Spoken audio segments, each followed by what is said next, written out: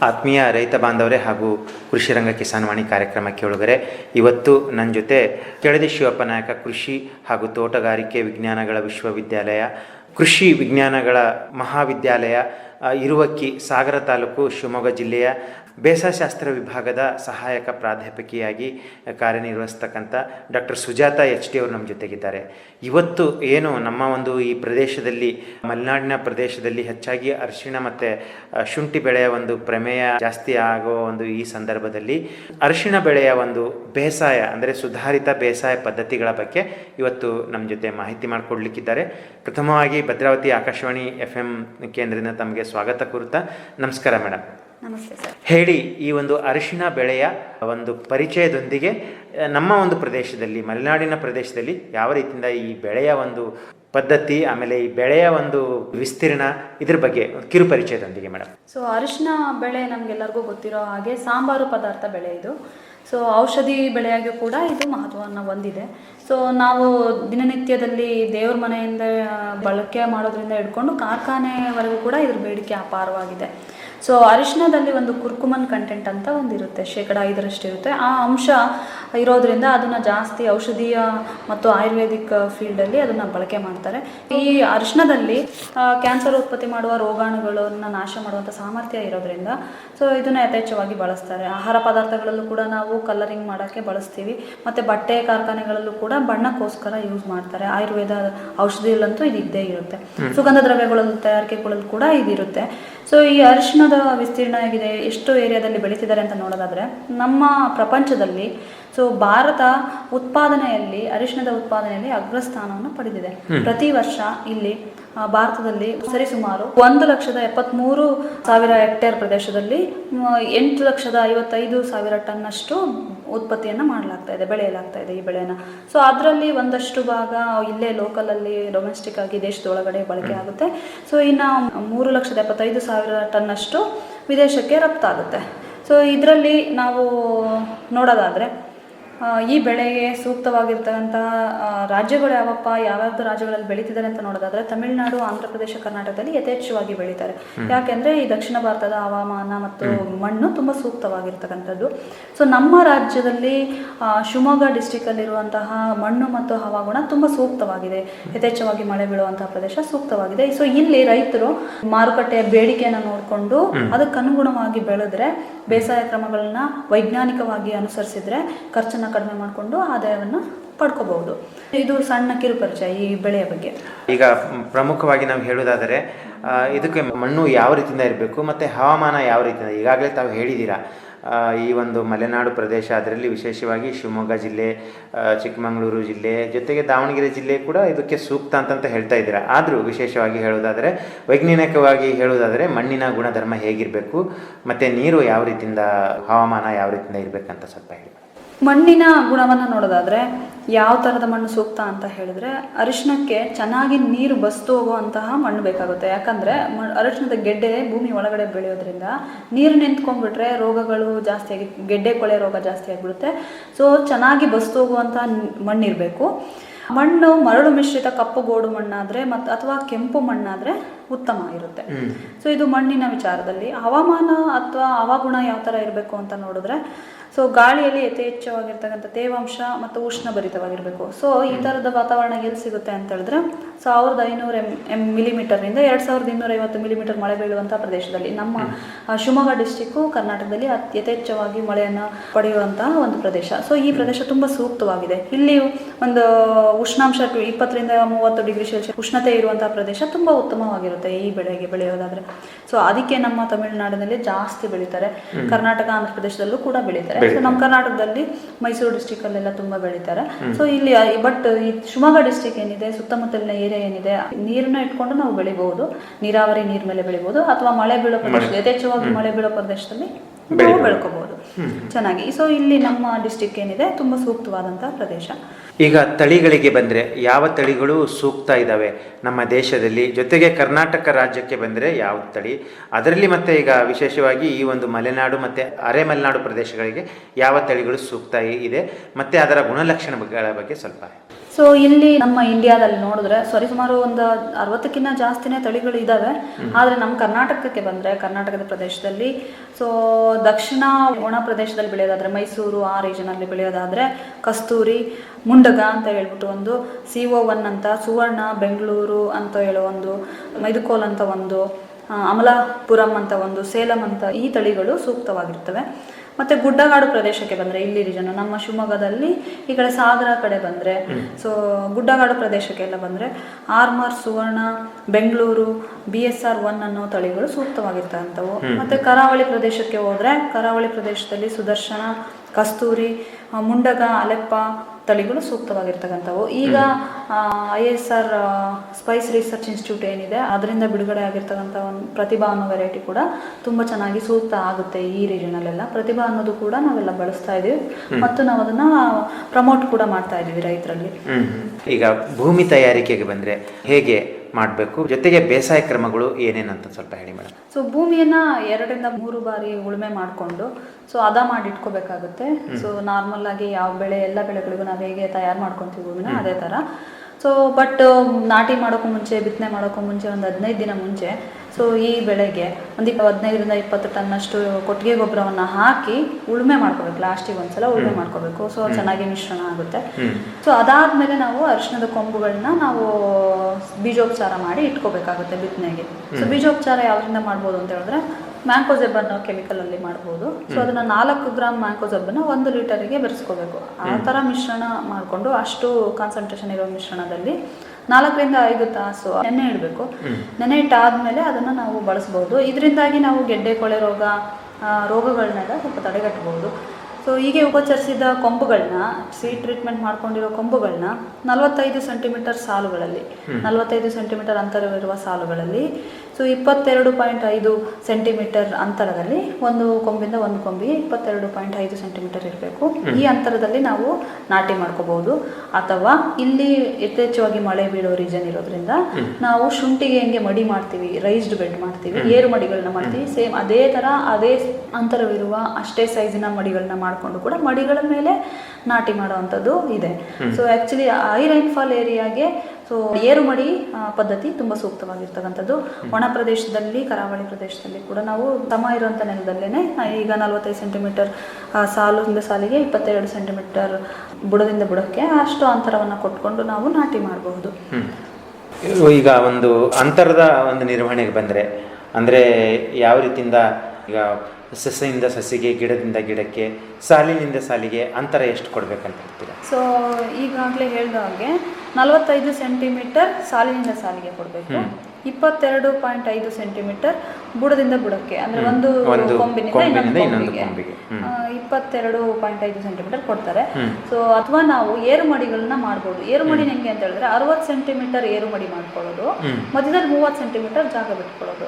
So ಏರು ಮಡಿ at least ಒಂದು 30 ಸೆಂಟಿಮೀಟರ್, 15 ರಿಂದ 30 ಸೆಂಟಿಮೀಟರ್ ಅಷ್ಟು ಎತ್ತರ ಇರಬೇಕು ಏರು ಮಡಿ.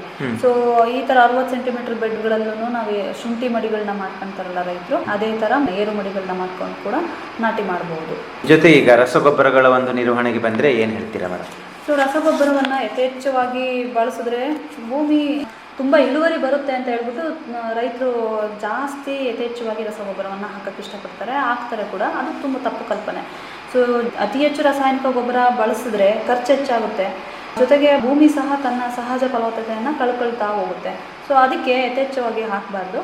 ಸೊ ಬೆಳೆಗೆ ಬೇಕಾದಷ್ಟು ಮಾತ್ರ ಹಾಕಬೇಕು. ಅಂದರೆ ಎಷ್ಟು ಬೇಕಾಗುತ್ತೆ ಅಂತ ಹೇಳಿದ್ರೆ 1 ಎಕರೆಗೆ ಸಾರಜನಕ ಒಂದು 60 kg, ರಂಜಕ ಒಂದು 50 kg, ಪೊಟ್ಯಾಶ್ ಒಂದು 100 kg ಬೇಕಾಗುತ್ತೆ. ನಾಟಿ ಮಾಡೋ ಸಮಯದಲ್ಲಿ ನಾವು ಯೂರಿಯಾವನ್ನು 65 kg ಕೊಡಬೇಕಾಗುತ್ತೆ. ಮತ್ತೆ ಇನ್ನೊಂದು 65 kgನ ಮೇಲ್ಗೊಬ್ಬರವಾಗಿ 45 ದಿನಗಳ ನಂತರ ಕೊಡ್ಬೋದು. ಸೊ ಈ 50 kg ರಂಜಕವನ್ನು ನಾವು ಸಪ್ಲೈ ಮಾಡೋಕ್ಕೋಸ್ಕರ ಸೂಪರ್ ಫಾಸ್ಫೇಟ್ ಅಂತ ಬರುತ್ತೆ. ಸೊ ಸೂಪರ್ ಫಾಸ್ಫೇಟ್ಗೆ SSP ಅಂತ ಕರಿತೀವಿ. ಸೂಪರ್ ಫಾಸ್ಫೇಟನ್ನು ಒಂದು 312 kg ಕೊಡಬೇಕಾಗತ್ತೆ. ಅದೇ ಮತ್ತು 100 kg ಪೊಟ್ಯಾಶನ್ನು ನಾವು ಕೊಡಬೇಕು ಅಂತ ಹೇಳಿದ್ರೆ ನಮ್ಮಲ್ಲಿ ಅವೈಲೇಬಲ್ ಇರ್ತಕ್ಕಂಥ ರಸಗೊಬ್ಬರಗಳಲ್ಲಿ ಮ್ಯೂರೇಟ್ ಆಫ್ ಪೊಟ್ಯಾಶನಲ್ಲಿ ಕೊಡ್ಬೋದು. ಮ್ಯೂರೇಟ್ ಆಫ್ ಪೊಟ್ಯಾಶು ಒಂದು 166 kg ಕೊಡ್ಬೋದು. ಸೊ ಯೂರಿಯಾನ ಮಾತ್ರ ನಾವು 2 ಸ್ಪ್ಲಿಟ್ ಆಗಿ ಡಿವೈಡ್ ಮಾಡ್ತೀವಿ. ಒಂದು ನಾಟಿ ಮಾಡೋ ಸಮಯದಲ್ಲಿ, ಒಂದು 45 ದಿನಗಳ ನಂತರ. ಇನ್ನು ಮಿಕ್ಕಿದೆಲ್ಲ ಗೊಬ್ಬರಗಳನ್ನ ನಾಟಿ ಸಮಯದಲ್ಲೇ ಕೊಡ್ತೀವಿ. ಸೊ ಇದು ರಾಸಾಯನಿಕ ಗೊಬ್ಬರಗಳ ಒಂದು ಬಳಕೆ. ಜೊತೆಗೆ ಈಗ ನೀರಿನ ಒಂದು ನಿರ್ವಹಣೆಗೆ ಬಂದರೆ ಸೊ ಯಾವ ರೀತಿಯಿಂದ ನಾವು ನೀರಿನ ನಿರ್ವಹಣೆ ಮಾಡ್ಬೇಕಂತ ಹೇಳ್ತೀರಾ? ಸೊ ನೀರಿನ ನಿರ್ವಹಣೆ ಅಂತ ಹೇಳಿ ಬಂದ್ರೆ ಯಥೇಚ್ಛವಾಗಿ ಮಳೆ ಬೀಳುವಂತಹ ಏರಿಯಾದಲ್ಲಂತೂ ನೀರಿನ ಅವಶ್ಯಕತೆ ಬರುವುದಿಲ್ಲ. ಆದ್ರೆ ಶಿವಮೊಗ್ಗ ಡಿಸ್ಟಿಕ್ ಅಲ್ಲಿ ಅಕ್ಟೋಬರ್ ಸೆಪ್ಟೆಂಬರ್ ವರ್ಗು ಮಳೆ ಇರೋದ್ರಿಂದ ನೀರಿನ ನಿರ್ವಹಣೆ ಅಂತೂ ಏನು ಬೇಕಾಗಲ್ಲ. ಬಟ್ ಬಸಿದು ಹೋಗ್ಬೇಕು ನೀರು ಚೆನ್ನಾಗಿ. ಆ ತರ ನಾವು ಕಾಲುವೆಗಳನ್ನ ಮಾಡ್ಕೋಬೇಕು, ಏರು ಮಡಿಗಳನ್ನ ಮಾಡ್ಕೊಂಡು ಕಾಲುವೆಯನ್ನ ಕನೆಕ್ಟ್ ಮಾಡ್ಕೊಂಡು ಒಟ್ಟು ನೀರು ನಿಲ್ಬಾರ್ದು ಒಂದಲ್ಲಿ, ಆ ತರ ನೋಡ್ಕೋಬೇಕು. ಸೊ ಅದ್ ಬಿಟ್ಟು ಸೆಪ್ಟೆಂಬರ್ ಆದ್ಮೇಲೆ ಇದು 7 ರಿಂದ 9 ತಿಂಗಳು ಬೆಳೆ ಆಗಿರೋದ್ರಿಂದ ಸೆಪ್ಟೆಂಬರ್ ಆದ್ಮೇಲೆ ಅಪ್ ಟು ಜಾನ್ವರಿ ಸ್ವಲ್ಪ ಬೆಳೆ 2 ತಿಂಗಳು ಲಾಸ್ಟಿಗೆ ಒಂದು ನೀರನ್ನ ಕೊಡ್ಕೋಬೇಕಾಗುತ್ತೆ. ಸೊ ಸ್ಪ್ರಿಂಕ್ಲರ್ ಇರಿಗೇಷನ್ ಮಾಡ್ಬೋದು ಅಥವಾ ಡ್ರಿಪ್ ಇರಿಗೇಷನ್ ಮಾಡ್ಬೋದು ಏರು ಮಡಿ ಆಗಿದ್ರೆ. ಸೊ ಏರು ಮಡಿ ಇರಲಿಲ್ಲ, ಫ್ಲಾಟ್ ಬೆಡ್ ಅಲ್ಲಿ ಮಾಡಿದೀವಿ ಅಂತ ಹೇಳಿದ್ರೆ ನಾವು ಒಂದು 8 ರಿಂದ 10 ದಿನಕ್ಕೆ ಒಮ್ಮೆ ಇರಿಗೇಷನ್ ಅನ್ನ ಕೊಡಬಹುದು. 8 ರಿಂದ 10 ದಿನಕ್ಕೊಮ್ಮೆ ಇರಿಗೇಷನ್ ಕೊಟ್ಕೊಂಡು 1-2 ತಿಂಗಳು ಮ್ಯಾನೇಜ್ ಮಾಡಿದ್ರೆ ಸೊ ಕ್ರಾಪು ಈ ಬೆಳೆ ಏನು ಬರುತ್ತೆ ಅದು ನಾವು ಕಟಾವಿಗೆ ಬರುತ್ತೆ. ಸೊ ಇದು ನೀರಿನ ನಿರ್ವಹಣೆ. ಆಮೇಲೆ ಈಗ ಕಳೆಗಳ ಒಂದು ನಿರ್ವಹಣೆಗೆ ಬಂದರೆ ಯಾವ ರೀತಿಯಿಂದ ರಾಸಾಯನಿಕ ಮಾಡ್ಬೇಕಂತೀರಾ, ಇಲ್ಲ ಕೈಯಿಂದ ತೆಗೆಸ್ಬೇಕಂತ ಹೇಳ್ತೀರಾ, ಇಲ್ಲ ಹೇಗೆ ಮೇಡಮ್? ಮಡಿಗಳನ್ನ ನಾವು ಮಾಡಿದ ನಂತರ ಸೊ ಒಂದ್ಸಲ ಅಲಾಕ್ಲೋರ್ ಅಂತಾನು ಬರುತ್ತೆ, ಅದನ್ನ ಬೇಕಂದ್ರೂ ನಾವು ಸ್ಪ್ರೇ ಮಾಡ್ಕೋಬಹುದು. ಅಥವಾ ಪ್ಯಾರಾಕೋಟ್ ಅಂತ ನಾಟಿ ಮಾಡೋಕ್ಕೂ ಮುಂಚೆನೇ ಪ್ಯಾರಾಕೋಟ್ ಅಂತ ಹೇಳಿ ಒಂದಿಷ್ಟು ಮಾಡಿಕೊಂಡು ಸ್ಪ್ರೇ ಮಾಡಿಕೊಂಡು ನೆಕ್ಸ್ಟ್ ಇದು ಬೆಳೆ ತುಂಬ ದೀರ್ಘವಾಗಿರ್ತಕ್ಕಂಥ ಬೆಳೆ ಆದ್ರಿಂದ ಇದಕ್ಕೆ ಮಧ್ಯದಲ್ಲಿ ನೀವು ಒಂದು ಕೈಯಲ್ಲಿ 2-3 ಸಲ ಮಣ್ಣು ಏರಿಸ್ಬೇಕಾಗುತ್ತಲ್ಲ. ಮಣ್ಣು ಏರಿಸೋ ಟೈಮಲ್ಲಿ ನಾವು ಕಳೆನ ತಕೊಂಡ್ರೆ ನಡೆಯುತ್ತೆ ಬೆಡ್ ಮೇಲಿಂದು. ಕೈಯಿಂದ ಮ್ಯಾನ್ಯುವಲ್ ವೀಡಿಂಗ್ ಮಾಡೋದು ತುಂಬಾ ಉತ್ತಮ. ಅದಾದ್ಮೇಲೆ ಬೆಳೆ ಇದ್ದ ಟೈಮಲ್ಲಿ ನಾವೇನಾದ್ರೂ ಮಾಡ್ತೀವಿ ಅಂತ ಹೋದ್ರೆ ಸ್ವಲ್ಪ ಎಫೆಕ್ಟ್ ಆಗೋ ಚಾನ್ಸಸ್ ಇರುತ್ತೆ. ಸೊ ಇದಾವೆ ಬೆಳೆ ಮಧ್ಯದಲ್ಲೂ ಕೂಡ ಹೊಡೆಯುವಂತಹ ಡೈರೆಕ್ಟೆಡ್ ಸ್ಪ್ರೇ ಅಂತ ಹೇಳ್ತೀವಿ. ಡೈರೆಕ್ಟೆಡ್ ಸ್ಪ್ರೇ ಅಲ್ಲಿ ಪ್ಯಾರಾಕೋಟ್ ಗ್ಲೈಕೋಸೈಟ್ ನಾವು ಬೆಳೆಗೆ ತಾಗದಂಗೆ ಮಡಿ ಮಧ್ಯದಲ್ಲಿ ಹೊಡ್ಕೋಬಹುದು. ಸೊ ಅದಾದ್ಮೇಲೆ ನಾವು ಮಣ್ಣು ಏರ್ಸೋದ್ರಲ್ಲೇನೆ ನಾವು ಮ್ಯಾನೇಜ್ ಮಾಡ್ಕೊಂಡ್ರೆ ಕಳೆ ತಕೊಂಡ್ರೆ ಸಾಕಾಗುತ್ತೆ. ಹೆಚ್ಚಿನ ಒಂದು ಇಳುವರಿ ಪಡೆಯುವುದಾದರೆ ನಾವು ಏನಾದರೂ ಸುಧಾರಿತ ಬೇಸಾಯ ಕ್ರಮದಲ್ಲಿ ಏನಾದರೂ ಬದಲಾವಣೆ ಮಾಡ್ಕೋಬಹುದಾ, ಅಥವಾ ತಮ್ಮ ಒಂದು ಅನುಭವದಲ್ಲಿ ಏನು ಹೇಳಕ್ಕೆ ಇಷ್ಟಪಡ್ತೀರಾ ಮೇಡಮ್? ಈಗ ನಮಗೆ ಹೆಚ್ಚಿನ ಒಂದು ಇಳುವರಿ ಪಡೆಯುವುದಾದರೆ ಮತ್ತೆ ಇನ್ನೂ ಹೆಚ್ಚಿನ ಬೇಸಾಯದ ಒಂದು ಕ್ರಮಗಳು ಅಥವಾ ಸುಧಾರಿತ ಬೇಸಾಯ ಕ್ರಮಗಳು ವಿಶೇಷವಾಗಿ ಈ ಒಂದು ಬೆಳೆಗೆ ಮಾತ್ರ ಅಂತಂತ ಹೇಳೋದಾದರೆ ಒಂದು ಉತ್ತಮ ಸುಧಾರಿತ ಅಥವಾ ಉತ್ತಮ ಬೇಸಾಯ ಕ್ರಮ ಅಂತ ಹೇಳಿದ್ರೆ ಒಂದು ಒಳ್ಳೆಯ ತಳಿಗಳನ್ನ ಸೆಲೆಕ್ಟ್ ಮಾಡ್ಕೊಳ್ಳೋದೊಂದು ಒಂದು. ಅದಾದ್ಮೇಲೆ ರೋಗರಹಿತ ಕೀಟರಹಿತ ಬೀಜವನ್ನ ತಗೊಳ್ಳೋದು ತುಂಬಾ ಉತ್ತಮ. ಯಾವುದು ಇದಕ್ಕೋಗಿ ಹೊಲಕ್ಕೋಗಿ ನೋಡ್ತೀವಿ ಅಂದ್ರೆ ಅದು ರೋಗ ಬಂದಿರಬಾರ್ದು, ತುಂಬಾ ಹೆಲ್ದಿ ಆಗಿರುವಂತ ಬೆಳೆನ ನಾವು ಬೀಜವಾಗಿ ಯೂಸ್ ಮಾಡ್ಕೋಬೇಕು, ಅದು ಒಂದು ಇದು. ಆಮೇಲೆ ರೆಕಮೆಂಡ್ ಮಾಡಿರ್ತಕ್ಕಂಥ ಗೊಬ್ಬರವನ್ನ ಯೂಸ್ ಮಾಡಬೇಕು, ಯಥೇಚ್ಛವಾಗಿ ಯೂಸ್ ಮಾಡಬಾರ್ದು, ಕಡಿಮೆನೂ ಯೂಸ್ ಮಾಡಬಾರ್ದು. ಇದು ಟ್ಯೂಬರ್ ಕ್ರಾಪ್ ಇರೋದ್ರಿಂದ ಇದಕ್ಕೆ ಜಾಸ್ತಿನೇ ಬೇಕಾಗುತ್ತೆ. ಸಾಮಾನ್ಯವಾಗಿ ನಮ್ಮ ಶಿವಮೊಗ್ಗ ಡಿಸ್ಟಿಕ್ ಅಲ್ಲಿ ಮಳೆ ಜಾಸ್ತಿ ಬರೋದ್ರಿಂದ ಸೊ ಇಲ್ಲಿ ಸ್ವಲ್ಪ ಪೊಟ್ಯಾಶ್ ಮತ್ತೆ ಫಾಸ್ಫರಸ್ ಜಿಂಕ್ ಅಂಶ ಕಡಿಮೆ ಇದೆ ಮಣ್ಣಲ್ಲಿ. ಹಾಗಾಗಿ ಇದ್ರ ಬಗ್ಗೆ ಸ್ವಲ್ಪ ಗಮನ ಕೊಡ್ಬೇಕಾಗುತ್ತೆ. ಸೊ ಅದಾದ್ಮೇಲೆ ಲಾಸ್ಟಿಗೆ ಒಂದ್ ಸ್ವಲ್ಪ 1-2 ತಿಂಗಳು ಮಳೆ ಹೋದಾದ್ಮೇಲೆ ನೀರಾವರಿಗೂ ಸ್ವಲ್ಪ ಗಮನ ಕೊಡ್ಬೇಕು. ಸೊ ಅದ್ಬಿಟ್ಟು ಬೀಜೋಪಚಾರ ಮಾಡೋದು ಒಂದು ಸುಧಾರಿತ ಕ್ರಮನೇ. ಅದು ಈಸಿಯಾಗಿ ಮಾಡ್ಬೋದು, ಕಡಿಮೆ ಖರ್ಚಲ್ಲಿ ಮಾಡ್ಬೋದು. ಅದು ಅದಾದ್ಮೇಲೆ ಇನ್ ಟೈಮಿಗೆ ನಾವು ಪ್ಲಾಂಟಿಂಗ್ ಮಾಡ್ಕೊಳ್ಳೋದು. ಸೊ ಏಪ್ರಿಲ್ ಮೇನಲ್ಲೇ ಮಾಡ್ಕೋಬಹುದು, ಶುಂಠಿ ಯಾವಾಗ ಮಾಡ್ತಾರೆ ಅವಾಗಲೇ ಮಾಡ್ಕೋಬಹುದು. ಸೊ ಇನ್ ಟೈಮ್ ಆಗಿ ನಾವು ಪ್ಲಾಂಟಿಂಗ್ ಮಾಡ್ಕೊಳ್ಳೋದ್ರಿಂದ ಒಂದು ಉತ್ತಮ ಬೆಳೆಯನ್ನು ನಾವು ಪಡ್ಕೋಬಹುದು. ಈಗ ಕಟಾವು ಮಾಡಬೇಕಂದ್ರೆ ಹೇಗೆ ಮೇಡಮ್, ಯಾವೊಂದು ಆಧಾರದ ಮೇಲೆ ನಿರ್ಧಾರ ಮಾಡ್ತೀರಾ? ಈಗ ನೀವು ವೈಜ್ಞಾನಿಕವಾಗಿ ಹೇಳೋದಾದರೆ ರೈತ ಬಾಂಧವರಿಗೆ ಗೊತ್ತು ಅವರು ಯಾವ ಸಮಯದಲ್ಲಿ ಕಟಾವು ಮಾಡಬೇಕು ಏನು ಕತೆ ಅಂತ ಹೇಳ್ಬಿಟ್ಟು. ಆದರೆ ತಾವು ಒಬ್ಬ ವಿಜ್ಞಾನಿಯಾಗಿ ವೈಜ್ಞಾನಿಕ ತಳಹದಿ ಇಟ್ಕೊಂಡ್ಬಿಟ್ಟು ಯಾವ ರೀತಿಯಿಂದ ಸಲಹೆ ಕೊಡೋಕ್ಕೆ ಇಷ್ಟಪಡ್ತೀರಾ?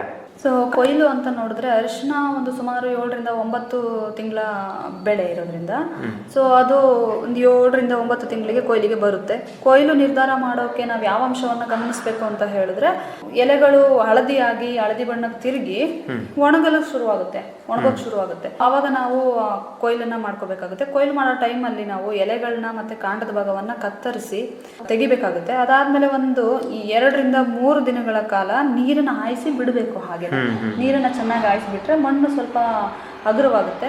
ಸೊ ನಮ್ಗೆ ಗೆಡ್ಡೆಗಳನ್ನ ತೆಗಿಲಿಕ್ಕೂ ಸುಲಭವಾಗುತ್ತೆ. ನೀರನ್ನ ಹಾಯಿಸಿ ಬಿಡ್ಬೇಕು ಕಾಂಡ ಎಲ್ಲ ಕಟ್ ಮಾಡಿದಾದ್ಮೇಲೆ. ಗಡ್ಡೆಗಳಿಗೆ ಏನು ಹಾನಿ ಆಗದಿರೋ ಹಾಗೆ ನಾವು ಅದನ್ನ ಗಡ್ಡೆಯನ್ನ ಹಗದು ತೆಗಿಬೇಕಾಗುತ್ತೆ. ಇದು ಒಂದು ನಾವು ರೆಕಮೆಂಡ್ ಮಾಡುವಂತಹ ಒಂದು ಕೊಯ್ಲಿನ ವಿಧಾನ. ಗಡ್ಡೆಗಳನ್ನ ತೊಳೆದು ಒಂದು 10 ರಿಂದ 15 ದಿನ ಒಣಗಿಸ್ಬಿಟ್ಟು ಮಾರಾಟ ಮಾಡಬಹುದು. ಒಂದು ಎಕರೆಗೆ ಒಂದು 8 ರಿಂದ 10 ಟನ್ ಅಷ್ಟು ಅರಿಶಿಣವನ್ನು ಕೂಡ ನಾವು ತೆಗಿಬಹುದು. ಅದನ್ನೇನಾದ್ರೂ ನಾವು ಸಂಸ್ಕರಿಸಿದ್ರೆ ಅಂದ್ರೆ ಒಣಗಿಸಿದ್ರೆ ಪ್ರೊಸೆಸ್ ಮಾಡಿದ್ರೆ ನಾವು ಹಸಿದನ್ನ ಮಾರಕ್ಕಾಗಿಲ್ಲ, ರೇಟ್ ಸಿಕ್ಕಿಲ್ಲ ಅಂತ ಹೇಳಿದ್ರೆ ಅದನ್ನ ನಾವು ಒಣಗಿಸ್ಬಿಟ್ಟು ಒಂದು 1.5 to 2 ಟನ್ ಅಂತ ಹೇಳಿದ್ರೆ 1.5 ರಿಂದ 2 ಟನ್ ಅಷ್ಟು ಒಣಗಿದ್ದು ಅರಿಶಿಣ ಬಿಡುತ್ತೆ. ಅದರಿಂದ ನಾವು ಪುಡಿ ಮಾಡಿ ಕೂಡ ಮಾರ್ಬೋದು, ಒಣಗಿದ್ದನ್ನ ಹಾಗೆ ಕೂಡ ಮಾರ್ಬೋದು. ಪುಡಿ ಮಾಡಿ ಮಾರಿದ್ರೆ ಸ್ವಲ್ಪ ನಮ್ಗೆ ಏನಾದ್ರು ರೇಟ್ ಸಿಗ್ಲಿಲ್ಲ, ಬೆಲೆ ಏನಾದ್ರು ಕಡಿಮೆ ಆಗಿತ್ತು ಮಾರಾಟದ ಟೈಮಲ್ಲಿ ಅಂತ ಹೇಳಿದ್ರೆ ಈಗ ಶುಂಠಿಯನ್ನ ಹಿಂಗೆ ಒಣಗಿಸಿ ಕೊಡ್ತಾರೆ, ಆ ಥರ ಇದನ್ನ ಒಣಗಿಸ್ಕೊಂಡು ಪ್ರೊಸೆಸ್ ಮಾಡಿ ಪುಡಿ ಮಾಡಿ ಕೊಡೋದು ಕೂಡ ಒಂದು ಉತ್ತಮ ಆದಾಯ ಪಡೀಲಿಕ್ಕೆ ಅನುಸರಿಸಬೇಕಾದ ಕ್ರಮ. ಅರಿಶಿಣ ಅಂದರೆ ಇದು ತನ್ನಷ್ಟಕ್ಕೆ ತಾನು ಕಾಪಾಡಿಕೊಂಡು ಬೆಳೀತಕ್ಕಂಥ ಬೆಳೆ ಅಂದ್ಕೊಂಡಿದ್ದೀವಿ ನಾವು. ಅಂತಂದರೆ ಈಗ ಇದಕ್ಕೆ ಯಾವುದೋ ಒಂದು ಕೀಟ ಬರೋದಿಲ್ಲ, ರೋಗ ಬರೋದಿಲ್ಲ. ಯಾಕಂದರೆ ಇದು ಇದೇ ಈ ಅರಿಶಿಣನೇ ಬೇರೆದ ಕೀಟ ರೋಗ ಕೊಲ್ಲೋದಕ್ಕೆ ಉಪಯೋಗ ಮಾಡ್ತಾರೆ ಅಂತ ನಾವು ಕೇಳಿದ್ವಿ. ಮತ್ತು ಇದು ಮಾಡ್ತಾನೂ ಇದ್ದಾರೆ ನಮ್ಮ ರೈತ ಬಾಂಧವರು ಸಾವಯವ ಕ್ರಮದಲ್ಲಿ. ಈಗ ಆದಾಗ್ಯೂ ಇದಕ್ಕೂ ಕೂಡ ಕೆಲವೊಂದು ಕೀಟ ಮತ್ತು ರೋಗಗಳು ಬರ್ತವೆ. ಇದ್ರ ಬಗ್ಗೆ ಒಂದು ಸ್ವಲ್ಪ ಹೇಳಿ. ಸೊ ಇದರಲ್ಲಿ ನೀವು ಹೇಳಿದಾಗೆ ಆಲ್ರೆಡಿ ಇದರಲ್ಲಿ ರೋಗಾಣುಗಳನ್ನ ಕೊಲ್ಲುವಂಥ ಗುಣ ಇದೆ, ಇದರಲ್ಲಿ ನಾಶ ಮಾಡುವಂಥ ಗುಣ ಇದೆ. ಸೊ ಹಾಗಾಗಿ ಜಾಸ್ತಿ ಯಥೇಚ್ಛವಾಗಿ ಇದರಲ್ಲಿ ನಾವು ತುಂಬ ಕೀಟದ ಬಾಧೆ, ರೋಗದ ಬಾಧೆಯನ್ನು ನಾವು ಕಂಡು ಬರಲ್ಲ. ಸೊ ಆದರೂ ಕೆಲವೊಂದು ಇದ್ದಾವೆ. ಒಂದೇ ಒಂದು ತುಂಬ ಇಂಪಾರ್ಟೆಂಟ್ ಆಗಿರುವಂಥ ಕೀಟ ಅಂತ ಹೇಳಿದ್ರೆ ಕಾಂಡ ಕೊರೆಯುವ ಹುಳು. ಕಾಂಡ ಕೊರೆಯುವ ಹುಳು ಏನಿದೆ, ಇದು ಮರಿ ಹುಳುಗಳು ಅರಿಶಿಣದ ಮೃದುವಾದ ಕಾಂಡವನ್ನು ಕೊರೆದು ಒಳಭಾಗದಲ್ಲಿ ಹೋಗ್ಬಿಟ್ಟು ಮೃದುವಾದ ಅಂಶವನ್ನು ತಿಂದ್ಬಿಟ್ಟು ಒಂದು ಕೊಳವೆ ಥರ ಮಾಡಿಬಿಡುತ್ತೆ. ಸೊ ಗಿಡಕ್ಕೆ ಮೇಲಕ್ಕೆ ಏನೋ ನೀರಾಗಲಿ ಪೋಷಕಾಂಶಗಳಾಗಲಿ ಸಪ್ಲೈ ಆಗೋದಿಲ್ಲ, ಒಣಗೋಕ್ಕೆ ಶುರುವಾಗಿ ಹಳದಿ ಆಗಿಬಿಟ್ಟು ಸುಳಿ ಎಲ್ಲ ಒಣಗೋಗಕ್ಕೆ ಶುರು ಆಗುತ್ತೆ. ನಾವು ಸುಳಿನ ಹಿಂಗೆ ಕಿತ್ತರೆ ಈಸಿಯಾಗಿ ಬರುತ್ತೆ ನಲ್ಲಿಂದ, ಯಾಕಂದ್ರೆ ಅದು ಕೊಳವೆ ತರ ಆಗ್ಬಿಟ್ಟಿರುತ್ತೆ, ಒಳಗಡೆ ಮೃದುವಾದ ಪಾರ್ಟನ್ನ ಎಲ್ಲ ಮರಿ ಹುಳು ತಿಂದ್ಬಿಟ್ಟಿರುತ್ತೆ. ಸೊ ಹಾಗಾಗಿ ಇದನ್ನ ನಾವು ಕಂಟ್ರೋಲ್ ಮಾಡಬೇಕು ಅಂತ ಏನಾದರೂ ನೋಡಿದ್ರೆ, ನಿಯಂತ್ರಣ ಮಾಡೋದಾದ್ರೆ ಮುಂಜಾಗ್ರತಾ ಕ್ರಮವಾಗಿ ಬರೋದಕ್ಕಿಂತ ಮುಂಚೆನೆ ನಾವು ತಡಿಬೇಕಂತ ಹೇಳಿದ್ರೆ 5% ಬೇವಿನ ಬೀಜದ ಕಷಾಯವನ್ನ ನಾವು ಸಾಬೂನಿನ ದ್ರಾವಣದೊಂದಿಗೆ, ಅಂದ್ರೆ ಅಂಟು ಅಂತ ಹೇಳ್ತಾರೆ ರೈತರು, ಅಥವಾ ಶಾಂಪೂ ಅಂತೆಲ್ಲ ಹಾಕೊಂಡು ಹೊಡೆಯೋದು ಅಭ್ಯಾಸ ಇದೆ. ಬಟ್ ಅಂಟನ್ನ ಹಾಕೊಂಡು 5% ಬೇವಿನ ಬೀಜದ ಕಷಾಯವನ್ನು ಸ್ಪ್ರೇ ಮಾಡೋದು ತುಂಬ ಒಳ್ಳೆಯದು. ಅಥವಾ 15 kg ಬೀಜದ ಕಷಾಯಕ್ಕೆ ಒಂದು 200 ಗ್ರಾಮ್ ಸಾಬೂನು ಸೇರಿಸ್ಕೊಂಡು ಸಿಂಪಡಿಸಬಹುದು. ಬಾಧೆ ಕಂಡ ತಕ್ಷಣ, ಅಂದರೆ ಈ ಕೀಟ ಇನ್ಫೆಸ್ಟ್ ಆಗಿದೆ ಬಂದಿದೆ ಅಂತ ಕಂಡ ತಕ್ಷಣ ಬುಡವನ್ನು ಕತ್ತರಿಸಿ ನೋಡ್ಕೋಬೇಕು, ನಾಶ ಮಾಡಬೇಕು, ಸಿಕ್ಕಿದ್ರೆ ಅದನ್ನೆಲ್ಲ ತೆಗಿಬೇಕು. ಅಥವಾ ನಾವು ಯಾವ್ದಾದ್ರು ಕೆಮಿಕಲ್ ಬೇಕು ಅಂತ ನೋಡಿದ್ರೆ ಕ್ವಿನಾಲ್ ಪಾಸ್ ಅಂತ ಒಂದು ಕೆಮಿಕಲ್ಲು 25 EC ಇರೋದನ್ನ ಪ್ರತಿ ಲೀಟರ್ಗೆ 2 ml ಅಥವಾ 1 ml ಲ್ಯಾಂಬ್ಡಾ ಸೈಲೋಥ್ರಿನ್ ಅಂತ ಹೇಳಿ ಇದನ್ನ ಕೂಡ ನಾವು ಸಮರ್ಪಕವಾಗಿ ಸಿಂಪಡಣೆ ಮಾಡ್ಕೋಬಹುದು, ನಿರ್ವಹಣೆ ಮಾಡಬಹುದು. ಮತ್ತೆ ಎಲೆ ಚುಕ್ಕೆ ರೋಗ ಮತ್ತು ಗೆಡ್ಡೆ ಕೊಳೆ ರೋಗ ಅಂತ ಒಂದೆರಡು ರೋಗಗಳಲ್ಲಿ ಬರುವಂತ ಸಾಮಾನ್ಯವಾದ ರೋಗಗಳು. ಸೊ ಅದರಲ್ಲಿ ಎಲೆ ಚುಕ್ಕೆ ರೋಗ ಅಂತ ಹೇಳಿದ್ರೆ ಬೂದು ಬಣ್ಣದ ವೃತ್ತಾಕಾರದ ಕಪ್ಪು ಬಣ್ಣದಿಂದ ಕೂಡಿರ್ತಕ್ಕಂಥ ಚುಕ್ಕೆಗಳು ಎಲೆಗಳ ಮೇಲೆ ಕಾಣಿಸಕ್ ಶುರು ಆಗುತ್ತೆ. ಸೊ ಆಮೇಲೆ ಅದಾದ್ಮೇಲೆ ಅದು ಬಿಳಿ ಬಣ್ಣಕ್ಕೆ ತಿರ್ಕೊಳ್ಳುತ್ತೆ, ವೈಟ್ ಆಗ್ಬಿಟ್ಟು ಒಂಥರ ಸುಟ್ಟಿರೋ ತರ ಕಾಣಿಸುತ್ತೆ. ಚುಕ್ಕೆಗಳು ಒಂದಕ್ಕೊಂದು ಸೇರ್ಕೊಂಡು ಎಲೆ ಭಾಗ ಎಲ್ಲ ಪೂರ್ತಿ ಒಣಗ್ಬಿಡುತ್ತೆ. ಸೊ ಸುಟ್ಟೋಗಿರೋ ತರ ಒಣಗೋಗೋ ತರ ಕಾಣುತ್ತೆ. ಸೊ ಇದು ಜಾಸ್ತಿ ಸೆಪ್ಟೆಂಬರ್ ಆಗಸ್ಟ್ ಮಂತಲ್ಲಿ ಸ್ವಲ್ಪ ಕಾಣೋದು ಜಾಸ್ತಿ. ಇದನ್ನ ನಾವು ನಿರ್ವಹಣೆ ಮಾಡ್ಕೋಬೇಕು ಅಂತ ಹೇಳಿದ್ರೆ ಉತ್ತಮ ಬಿತ್ತನೆ ಬೀಜವನ್ನ ಆಯ್ಕೆ ಮಾಡ್ಕೊಳ್ಳೋದು ತುಂಬಾ ಉತ್ತಮ. ಬಿತ್ತನೆಗೆ ಮುಂಚೆ ಗೆಡ್ಡೆಗಳನ್ನ ಪ್ರತಿ ಲೀಟರ್ಗೆ 3 ಗ್ರಾಮ್ನಷ್ಟು ಡೈಥೇನಿಯಂ 45 ಅಥವಾ 1 ಗ್ರಾಮ್ ಕಾರ್ಬನ್ ಡೈಸಿಮ್ ಅನ್ನ ಮಿಶ್ರಣ ಮಾಡಿಕೊಂಡು ಬೀಜೋಪಚಾರ ಮಾಡ್ಕೋಬೇಕು. ಇದು ಮುಂಜಾಗ್ರತಾ ಕ್ರಮ.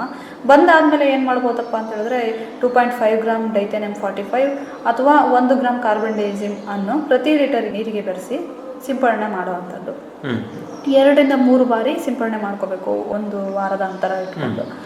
ಸೊ 2 ರಿಂದ 3 ಬಾರಿ ಸಿಂಪಡಣೆ ಮಾಡ್ಕೋಬೇಕು. ಇನ್ಫೆಸ್ಟೇಷನ್ ಜಾಸ್ತಿ ಆಗಿದೆ ಅಂದರೆ 3 ಗ್ರಾಮ್ ಕಾಪರ್ ಆಕ್ಸಿಕ್ಲೋರೈಡ್ ಅನ್ನು ಪ್ರತಿ ಲೀಟರ್ಗೆ ಬೆರೆಸ್ಕೊಂಡು ಸಿಂಪಡಣೆ ಮಾಡಿದ್ರಿಂದ ರೋಗವನ್ನು ತಡೆಗಟ್ಟಬಹುದು. ಅದೇ ರೀತಿ ಗೆಡ್ಡೆ ಕೊಳೆ ರೋಗ ಒಂದಿರುತ್ತೆ. ಸೊ ಇದು ರೋಗಗಳಲ್ಲಿ ತುಂಬ ಇಂಪಾರ್ಟೆಂಟು, ಅಂದರೆ ಜಾಸ್ತಿ ಬರುವಂತಹ ರೋಗ. ಸೊ ಎಲೆಗಳ ತುದಿಯಲ್ಲಿ ಅಂಚಲ್ಲಿ ಹಳದಿ ಬಣ್ಣಕ್ಕೆ ತಿರ್ಕೊಂಡು ನಂತರ ಎಲೆ ಪೂರ್ತಿ ಸಂಪೂರ್ಣ ಹಳದಿ ಕಲರಿಗೆ ತಿರುಗ್ಬಿಟ್ಟು ಜೋತ್ ಬೀಳ್ತವೆ ಎಲ್ಲ. ಸೊ ಸೊರಗಿ ಬೀಳ್ತಾ ಇರ್ತವೆ, ಒಣಗೋಗ್ತವೆ. ಈ ರೋಗವನ್ನ ನಾವು ಅಧಿಕ ಮಳೆ ಬಂದ್ಬಿಟ್ಟು ನೀರೆಲ್ಲರೂ ನಿಂತಿತ್ತು ಅಂತ ಹೇಳಿದ್ರೆ ಅಲ್ಲಿ ಕೊಳೆ ರೋಗ ಜಾಸ್ತಿ ಆಗೋ ಚಾನ್ಸಸ್ ಇರುತ್ತೆ. ಸೊ ನೀರು ಬಸ್ತು ಹೋಗುವಂತ ಕಾಲುವೆಗಳನ್ನ ಮಾಡಿಟ್ಕೋಬೇಕಾಗುತ್ತೆ, ನೀರು ನಿಲ್ದಿರೋ ಹಾಗೆ ನೋಡ್ಕೋಬೇಕಾಗುತ್ತೆ. ಸೊ ಮುಂಜಾಗ್ರತಾ ಕ್ರಮ ಅಂತ ಹೇಳಿದ್ರೆ ಈಗ ಈ ಬೆಳೆಗೆ ಒಂದು ಮುಂಜಾಗ್ರತಾ ಕ್ರಮವಾಗಿ ರೋಗ ಇಲ್ದಿರುವಂತಹ ಆರೋಗ್ಯಕರ ಬಿತ್ತನೆ ಬೀಜವನ್ನ ಆಯ್ಕೆ ಮಾಡ್ಕೊಳ್ಳೋದು ಒಂದು ಸೂಕ್ತವಾದ ಪದ್ಧತಿ.